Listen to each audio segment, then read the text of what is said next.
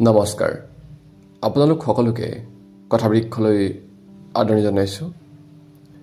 আজি আমি পাঠ কৰিবলৈ ওলাইছো অমৃত বৰুৱাৰ দ্বাৰা লিখিত ৰথীৰ পৰা দীপেন গান্ধীলৈ বিষ্ণু খাৰঘৰীয়া শীৰ্ষক গ্ৰন্থখনৰ কিছু অংশ।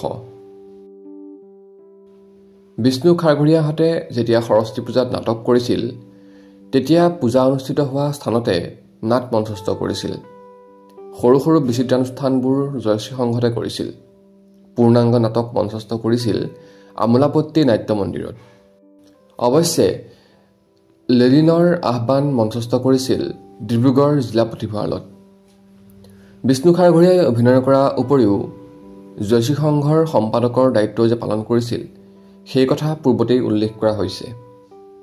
তেওঁ সম্পাদকৰ দায়িত্ব পালন কৰাৰ লগতে পুথিভঁৰালো পৰিচালনা কৰিছিল। সংঘৰ আৰ্থিক দিশ টনকিয়াল কৰাৰ উদ্দেশ্যে হাউচি খেলো অনুষ্ঠিত কৰিছিল। হাউচি খেলত এংকৰৰ দায়িত্ব পালন কৰাৰ সময়ত তেওঁৰ শিল্পীসুলভ কণ্ঠস্বৰৰ গাম্ভীৰ্যতা আৰু ভংগীমাই অনেককে আকৰ্ষিত কৰাই নহয়, খেলখনৰো সৌন্দৰ্য বৃদ্ধি কৰিছিল। বানপানীৰ সময়ত দুৰ্গতসকলক সংঘত আশ্ৰয় প্ৰদান কৰাৰ লগতে বান সাহায্য আগবঢ়োৱাৰ ক্ষেত্ৰতো বিষ্ণু খাৰঘৰীয়াই বিশেষ ভূমিকা পালন কৰিছিল।